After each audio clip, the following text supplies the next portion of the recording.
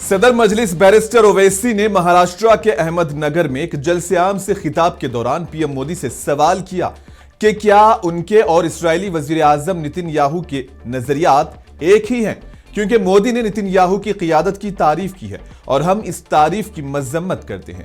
کہا کہ مودی نے ایسے شخص کی تعریف کی ہے جس کے خلاف عالمی عدالت انصاف نے گرفتاری کا نوٹس جاری کیا ہے۔ اس موقع پر انہوں نے آئی لو محمد کے نعرے بھی لگائے اور مسلمانوں سے اتحاد کو برقرار رکھنے کی بھی اپیل کی۔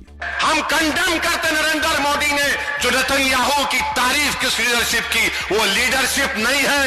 نتن یاہو جہنم کا کتا ہے جو فلسطینیوں کا جنوسائیڈ کر رہا ہے۔ اور سن لو نتن یاہو اور اس کی تائید کرنے والوں، جب تک دنیا قائم رہے گی مسجد اقصی اور بیت المقدس کی احتجاج کی لڑائی بچہ بچہ لڑے گا انشاءاللہ تعالی۔ ہم مسجد اقصی کو نہیں چھوڑ سکتے، نہ مسجد اقصی کو چھوڑ سکتے۔ اللہ دیکھ لے گا نتن یاہو کو انشاءاللہ۔ پرائم منسٹر اس کی تعریف کر رہے ہیں، واہ!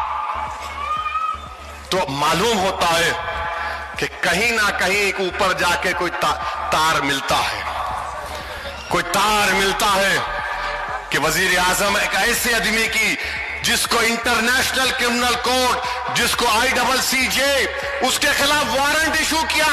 اب میری تقریر کے بعد یہ ہندوتوا کے لوگ بولیں گے اے اویسی کیا بول رہا؟ ارے سن، کلبھوشن معلوم کون تھا؟